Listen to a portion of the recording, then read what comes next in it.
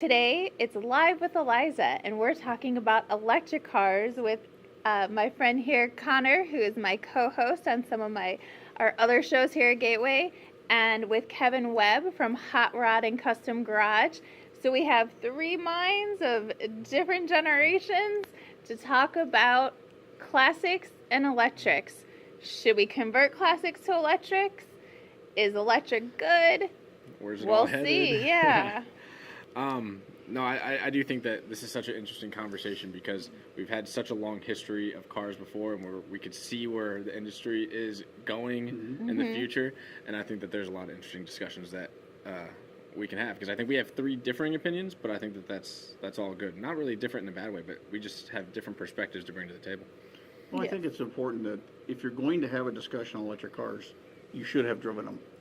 And having driven a Tesla Plaid and some other electric cars, I will tell you that the acceleration from a gearhead perspective is unbelievable. It's unmatched. And that is something that I think a lot of people are getting upset about because they think, well, the electric cars are going to take over, or they're going to eliminate classic cars and things like that. It's really not the case. I think that if you drive one of these cars, you will be thoroughly impressed.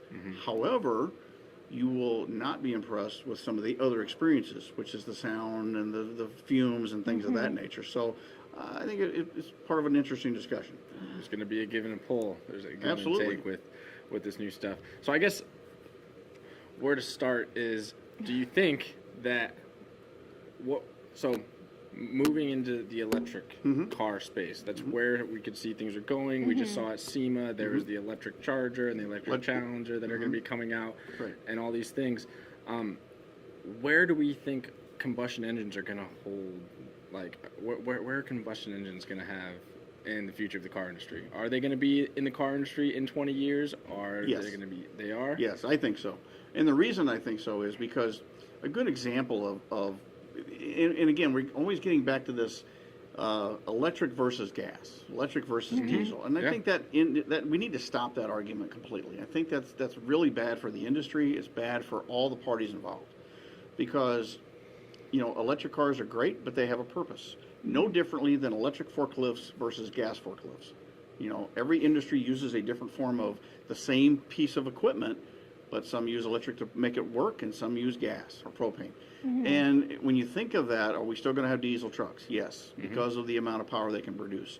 Are we still going to have gasoline cars? Absolutely. I think that a lot of people have gotten upset because they think, well, the electric car people are trying to take away our gas cars. That's not really the case.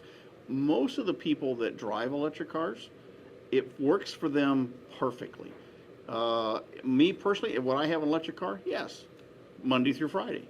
But I still want to be able to go out in my garage and start my hot rod or my custom car or my classic muscle car, whatever that being, and experience that on the weekends. So if that means that if I have to own an electric car to be able to still experience my gasoline-powered car, absolutely. I have no problem with that. And I think we need to put to rest, there's that argument that classic cars are bad for the environment. They didn't have great gas mileage back then. But we have come so far with how we take care of our classic cars. How often we actually really drive them is very small. We've made classic cars live a lot longer than most cars live. And so their carbon footprint is really small compared to a newer car. And so I think we need to let the classic people have their classic cars and the newer people can have their newer cars. We all can get along because I think there's a give and take on both sides. Well, you think about history. When the cars first came out, what was the main competitor of the car was what? The horse. The horse. And there were people that I am not buying one of those new fancy cars. There's no way you're going to talk. My horse is just fine. But eventually they figured out that the horse just wasn't as efficient. It wasn't going to work. The cars basically took over. However, there are people that still love horses, and still the side of that industry that races horses or does all the different things with horses, they're still around. We didn't get rid of them completely. There's still a group of people that still love those animals, and there's nothing wrong with that. So I think that we need to really get the electric people and the gas, what you call the electric and gas people together, and look at what we can call an E-Classic, which is something that if we're going to have classic cars, they can coexist with electric cars just fine. And the other thing that we've been talking about is, should we be converting classic cars to electric? What do you think? I think there's an industry for it. I think that, so for me, I'm going to exclude if money is out of the equation. Okay. Because if money is in the equation, it's how much is it going to cost me to convert my classic to an electric vehicle? What do you think that cost is right now? Oh, I actually have no idea. Let me throw a number out there. $160,000. Not quite that much, but the average conversion on a classic car, there's several companies now doing that. The average cost is between $40,000 and $50,000 to convert an electric car. Okay. Well, if I'm going to convert a car, say, like you gave the example that our classic cars are more efficient because we're putting late model engines in them, well, I'm half that. I'm around $25,000 to put a little different engine or add fuel injection to a existing classic car. Then we're only under $10,000. Okay. So the electrification is kind of expensive. But I assume that's going to get cheaper. Oh, absolutely. It'll absolutely get cheaper well. as we move along. Yes, absolutely. Okay. And also, we were talking like going from horses to cars. That's a big jump in the industry. And I think going from gas to electric, we're going to see a similar jump where there's going to be people who are against it, people who are very much for it. Because we were having that discussion off camera before where we were saying, whenever Ford was coming out with the car, and everyone that had horses was saying, well, why do I need a car? Right. I have my horse. Like, I think it was, I read 5% of all of the investors that Ford went to try to collect money for his car started, said, no, I don't need a car because I have my horse. They don't see the horizon of what this industry is going to bring. And I think that we're hitting a limit with engine cars. We're approaching that physical limit, and electric cars are going to be able to kind of expand us into the... Oh, there's no doubt about it. As long as man and woman want to go fast, and we've had horse races, then the automobile was created, and we've had automobile races. Now we race things like lawnmowers and power sanders, as we were talking about earlier. As long as we want to keep going faster and keep pushing the limit and keep pushing our bodies to the limit, our technology is going to go with that. And I think it's a new evolution, but it's change, and change is always scary. And a big thing that electric cars, it's scary, is, we all have our cell phones, and when our cell phone battery run low, we get nervous, right? Range anxiety on our cell phone, And because electric cars don't have the long distance ranges, and they take longer to charge than our impatient cells want to wait for, that causes it. I think that's where a lot of the anxiety stems from for people, because it's like, oh no, what am I going to do? Right. Everybody started acting like they take long road trips all of a sudden, is what it seems like. And they don't. And they don't. As much as they and think. It's so funny. Yeah. Well, it's important to separate, like, this is a brand new technology. Like, the electric vehicle is a computer on wheels. Right. So whenever something in an engine breaks, there's a whole bunch of components in that engine. I can just take out the one component that's not working and replace it with another one, versus, well, with my electric vehicle, like if my phone breaks, I need a new phone. Right. I don't have a way to just open up my phone and put a new little piece into it. Right. The same thing I think we're going to see with these cars. If, it's not like you can just replace it. It's a battery. It's a computer on wheels. Now, the benefit of that is you can get a software update overnight, and you can have a performance upgrade, like, by just plugging it in, which I see immense opportunity in that. But from a gearhead perspective, and we're all gearheads. Yes. We all admit that we're gearheads, and we love the noise, and we love the smells, and we love the sensation. Yes. Driving an electric car, the acceleration is unbelievable. They're really cool, but they're boring.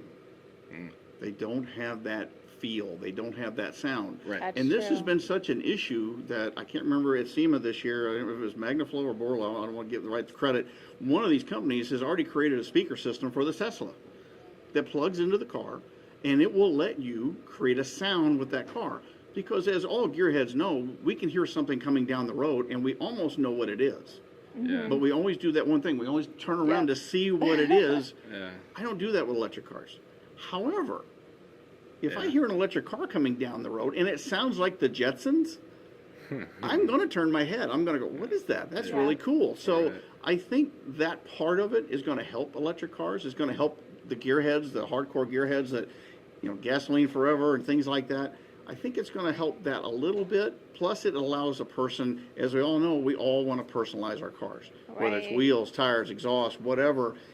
And you look at a Tesla, and they're very cool looking. They're beautiful cars, but you can put wheels on them and wrap them, and that's about it. But to add that sound, that might help a lot. That's it. I'm braking, and it's going to sound like a dinosaur. There you go. Yeah. And everyone's going to know it's me. Yeah, and I'm just gonna have it just be, SpongeBob screaming. There you go. There you go.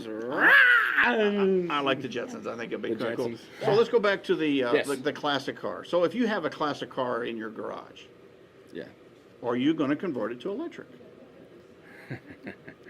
Oh man, it is a tough question. I think that if I had the opportunity to, I think it would be a really cool opportunity to just transform. Like one of my dream classic cars is the Buick Skylark, like the early '70s Skylark. I think it looks beautiful. Right. If I could get the performance of a Plaid in that, yes, I would do it. I think because I think that it would be such a looker that everyone would want to like. But are you prepared for the naysayers and the people? Because I'll give you a perfect example. Last year at SEMA, there was a gentleman by the name of Kevin Erickson. He had a 1972 Plymouth Roadrunner. Okay. Gorgeous car. I mean, absolutely beautiful build. I mean, it just the quality of the build was unbelievable. Yeah. And I stood there and I'm looking at the car, and I kind of stepped back a little bit, and I started watching people's reaction because I was a little interested in what people would react to that car. Because he had taken a Tesla. He had taken the Tesla drivetrain, computer, screens, everything, and converted it and built a gorgeous car. People would walk around the back of the car, and they would walk down the side, and they were like, oh, wow, this is really cool. They look at the interior, oh, my God, this is just gorgeous. Look at this car. They go to the front where the hood is open, and they'd see the battery pack, and they go, oh, it's electric. And I was really surprised because it's like you don't understand the amount of work that went into this to make it that cool and the engineering involved. And I don't know a lot of people, builders per se, that would be willing to tackle that. So I had a huge amount of respect for that particular build. I know last year Chevrolet had the Project X57. They put the electric motor in it, and people lost their minds because, oh my God, you've cut up a classic. Yeah. But the whole emphasis of that was it's emerging technology. That car's always been a test bed for emerging technology, and they didn't cut the car up. Everything bolted in. So I think, would I do a classic car? Yes, I would. Yeah. I'd be willing to do one. I don't want them all electric. I still want that experience. Right. And the other thing we talked about earlier was it's created another level of technicians, men and women that can come into our industry that are really tech savvy and love electric cars. Now they can go to classics because now they can build a classic car. You can actually take classes now. And the other thing I was always concerned about, I can probably get myself maybe hurt working on a gasoline car. I'll do something stupid. Electric car can kill you. I mean, there's no doubt about it. If you can't just start operating and working on the electric car, you can get killed. I mean, there are some dangerous things on those cars. The voltages and things like that they can drop you pretty quick. Now there are training classes available, and there are several different schools. There was a school at SEMA that was advertising a class that you could take, and they would teach you all the basics on exactly how the electric car works. First of all, you got to understand the principles. It's not just a motor and a battery. There's cooling systems, there's control systems, and things of that nature, all built into this, just like a Tesla. The other side of it was they had aftermarket support, so you could buy the motor, the battery packs, the wiring, the cooling system, and all that stuff, and you could literally convert any classic to electric if that's something you want to do. And I think that's really good for the industry because not everyone is going to be a gasoline person. Right. I always equate it to, really, to me, a good example is sound. Music. Now we started with vinyl, and the people love vinyl records, and then we went to 8-tracks and then cassettes and then CDs. Well, we have streaming services. People that stream still appreciate vinyl. I don't have anybody that streams on their phone telling me, "Oh my God, that record player, you got to throw that away. That's old technology." No, there's a place for that. 100%. I think there's a place for electric cars, 100%. And I think that's something. As our industry is growing, we want people involved. We want young people to come into our industry. This is a way to get them in there, and we need to really accept that. So, I guess there still is a place for vinyl, Sure. Yeah. Is there still a place for like combustion engines in 20, 30 years? Yes. I think there will always be an area. You know, every country is developed a little differently. Mm-hmm. A good example is the people that in Cuba. Mm-hmm. Beautiful country. However, most of these classic cars that people get, oh my gosh, they've kept these classic cars going. It's amazing because they couldn't buy a car. They're all diesel. They've converted them to diesel. They've done things to these vehicles to keep the outside sheet metal. It still looks like a classic car. Right. But under the hood is a Toyota diesel engine. I think that's crazy. It's really, really cool that they took what they had to work with. Mm-hmm. The old gas engine, they just couldn't keep it running anymore. They wore out. They couldn't get parts. So they took the diesel engine out of a late model vehicle that they could get and put it in these classic cars. Yeah. And saved every one of these cars. I think that's something that we need to remember. The whole point of all this electrification is not to replace the classic car, but to help keep it going. Help make it better. I mean, humans, they resto-mod themselves. We go to the gym and work out. Right. Mm-hmm. We do stuff to keep our skin young. We try to replace parts if we can. We try to enhance parts if we can. What? No. Just like cars. I Yeah. mean, and that's what it's kind of weird how you have. There's just, okay, you can do this over here, but this over here is bad, when really we're all kind of doing the same thing, just in different areas and at different levels. Yeah. But everybody can still get along. No, everyone car related can definitely. Yes. Well, and we talked commingle. about that too. Is the greatest group of people I've always said is car people, because, and as I've mentioned 100 times, it doesn't matter if it's slammed on the ground or 10 feet in the air. It's cool. And you know, as car people, we will argue all day, Ford versus Chevy or electric versus gas or whatever. We'll have these heated discussions, but yet when we go out to the parking lot or go to the car show, they're all cool. It's the only thing that people get together and love that much. We don't talk about religion. No offense, don't care what your religion is. Don't care what your sports are. I don't care about the guy that hit the stick with the ball and made a basket. I don't care about that. That's not me. And certainly don't care about politics. But cars bring everybody together. Yeah, it's universal. Yeah. It is equal. It's one of the great equalizers in our society. And this whole electric versus gas thing has really got to stop, because it's going to hurt us eventually. And there's nothing wrong with it. It's going to happen. We're going to have electric cars. We're going to have we already have electric semis are coming. Self-driving semis are coming. So we can fight the technology all we want, but as long as the technology is not replacing something but supplementing it, just like your cell phone does. You know, mom and dad at home had a wall phone. Now you've got a cell phone. You still have a phone. Right. It's just different. And I think, you know, we do need to come together, because the generations under us aren't really big into wanting to drive right now and wanting to work on their cars. And that'll be really sad if that's something lost. I mean, think about, I know when I'm having like a bad day, I get in my car, turn up the music, and I go drive instead of arguing with somebody. Right. And I think that that is such part of our American history, our Americana, that we really need to make sure we are getting along, so we're passing this down and it's continuing. Because I still want, you know, great grandkids.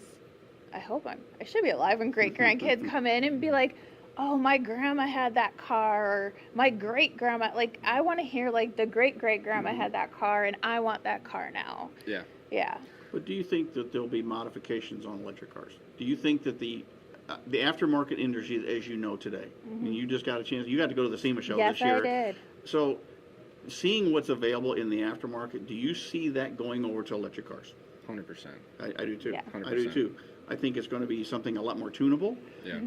And the nice thing about it is, if I put a younger person, say your daughter goes and starts to drive. Right. Yeah. Well, if you're able to tune that car to only go so fast or only accelerate so much within so many hours of driving, and then it's almost like it's almost like a video game. They've earned that extra level. They've earned that extra power up just by having more experience behind the road. To me, that's a safety thing. Oh, and from this mom, because my kid has already told me, hey, Mom, McDonald's doesn't pay a lot, so I'm going to be racing on the back roads for car parts. Mama's going to need something to slow that car down. Yeah. Well, we were also talking a little bit, we're like, there's a limit to what these engines can Sure. produce. Absolutely. Like, for instance, you gave the example earlier off camera about how Corvettes, like up to the C7, Yep. they kind of hit a limit with the model and the base that they had with the front engine. It's like the C8. They're like, if you want more performance, we got to go to the back. We're hitting a limit. Right. I think that with EVs and battery technology, I think that it's going to help just explode that limit. Like, have you guys ever heard of Moore's Law? So Moore's Law, it's not a law of physics for anybody that's listening. It's a technology trend, a computer trend that's basically talking about the components in a computer is going to double every single 2 years. Now, not only is it going to double, it's going to get cheaper to produce, which means in 10 years, our computers are going to be 32x the power capacity that they have now, and they're going to be half the cost at the same time. Right. The acceleration that we're going to be able to get out of that, the range that we're going to be able to get out of that, the different customizations that are going to be able to come out of that, I think is going to completely expand the car industry. Well, and I think manufacturers have tried to embrace the fact that you have to, no matter what the car is, it still has to be cool. Yes. And a Prius is a perfect example. I am not a Prius person. I thought those cars were hideous, and I didn't ever like them. Yeah. But the new Prius, that is a good looking car. So it's about time that they make electric cars and hybrids and things look cool. That will help transition us. The other side of it is, can you see a future for E-Classic cars? Oh, definitely. I think that is just coming, because right now you have it a little separate, where you got the classic over here, you got the EVs over here, and I think there will be a marriage, and it'll be a whole new market, and then we'll go to SEMA and we'll get to see all of them, and then I'll be like, hey guys, I got my EV El Camino going on here. That's right. And but I think that we are going to see that, because there is a style that these cars have that no other car today comes even close. Right. You walk through any one of our showrooms, any 21 of our showrooms, and you see this evolution that's happened, and the design, and how much meticulous work went into the chrome, or when you start getting like the highly custom and they're etching the chrome. There is just something about the classics that I think is always going to stay with us, because if it wasn't, we wouldn't have, there's a huge rockabilly culture, there's a huge pinup culture in the car world. Right.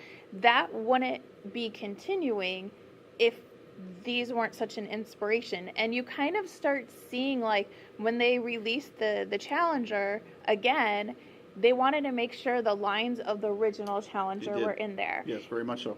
And that's the thing. These are always going to be the great granddaddies, the inspiration. And I'm really hoping that, everything tends to make like a full circle. Yep. And I think, like, just like you hit a certain point where, okay, the engine's not going to go fast enough, so you got to go faster. I think at some point we're going to see, like, okay, we've kind of done every body creation that we can possibly do. Because even music, like, you can kind of see music, it starts repeating because there's only so many notes you can use. Right. I would love to see classic bodies again, out on the road. I think you get a little caught up in what we do, where everything seems so cookie cutter and the SUVs same. all look the same, And I want that ooh and ah, especially because I love to travel. And I was just, coming back from Chicago, and that stretch down 55 is all corn and it's so boring. How much better would it be, would that drive be, if you kept seeing these like really cool cars? That's what I hope comes with the industry, that we actually find this marriage of both of them. Well, and I've always said there's always two types of car owners. There's the A to B owner. I've got to get the car. I got to go to work, and I wash the car twice a year. That's it. They change the oil. They don't care what color it is. Then that's fine. That's okay. Perfect people for electric cars. And then there are us, the people that, I can't buy a car, and on the way home, I'm already figuring out, how am I going to modify it? Well, I got to change the wheels. Right. I got to do this. I cannot buy something and not change it. That's in our DNA. That's every hot rodder, every person that loves these vehicles and gets into them wants to change them. And that's the cool part about it. Yeah. So, again, it's been that way for a very long time. A to B and drivers, people that love cars. We can still get along. I think we just had to be a little bit more accepting of the electric car industry. And again, if you've not driven one of these vehicles, I encourage people, go out and drive one. If you find somebody, a friend of yours that's got a Tesla, go for a test drive with them. You will be shocked how much power, it's crazy how much power they have and how fast they are. But, again, they're too quiet. Yeah. But we were also talking, you were talking about those speakers that it's going to be able to customize. Do you want that huge V10 sound? Sure. Or every day you could have a different sound. I mean, during the week I got a different car. I want that Lamborghini sound or whatever. Sure, why not? Yeah. Because again, cars are always an extension of our personality. 100%. And you can, as you know, you've been in this business a while. Every customer that comes through the door here picks out something different. Right. And I'll have customers ask me, well, what kind of car should I buy? Well, if I'm thinking about buying a classic car, and I always tell them, it would be like me trying to go to the shoe store and buy you a pair of shoes. Yeah. I can't do it.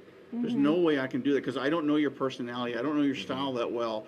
But you'll see people, and you get surprised. People will walk into one of these showrooms, and that person, you go, oh, they're going to go for that other car. And they go right to something completely opposite, and you go, That's okay, true. I didn't expect that. Yeah. But that the car matches their personality. And Yeah. it's so cool when you see people doing that. So can we personalize electric cars? I think we can, and I think that might help the industry a lot better. And I almost think that, yes, there's the A to B drivers, and then there's the car enthusiasts, but I think even those A to B drivers, there's a car out there for them. Oh, sure. We talk to a lot of people. Like, I talk to a lot of people. Right. And I answered the phone one time, and there was this woman, and she's like, I'm not a car person, but I just found this car that I absolutely love, and I need to learn more about it. And would you like to take a guess on what the vehicle was?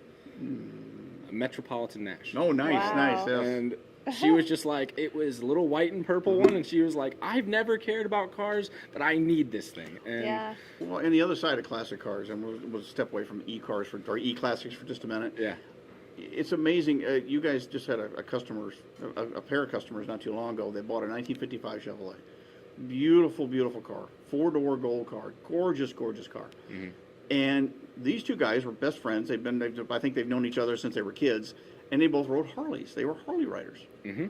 Well, they bought this car because they were getting to a point, we all get a little older, and they got to a point where we're done with the Harley thing. We want to try a classic car. And they always wanted to own a classic car together. So they bought this car, and they said, I talked to them today because they're doing some little work. They're fixing their own car, which is really cool. And they're experiencing that. And I said, which has been more fun, the Harley or the car? We've had more fun with this old car because we drive it around. Everywhere we stop, it's a photo opportunity for everybody else. They have a great time together. They can't wait to go on vacation with this thing. And I think that's something everybody should experience. I think that, don't take the e-cars or the electric cars as a threat. Take them as the way to protect what we all love and enjoy. So again, like I said before, if I have to drive an electric car Monday through Friday to be able to drive my classic or my hot rod or whatever, I'm fine with that. And it almost protects it in a way because it will never let these things go stale. No. Because it's always innovating and evolving, that these things are going to stay pristine. I think that's Very interesting. As long as, we keep art around that's been from the Renaissance.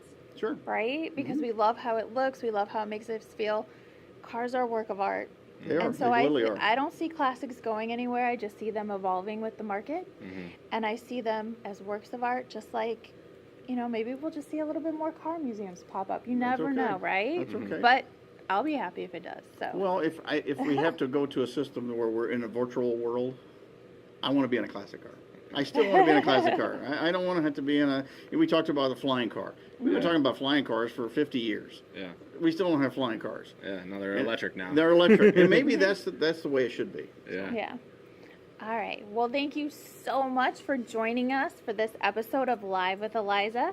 Here at Gateway Classic Cars, dreams are driven. Catch us next time because you never know what we're going to talk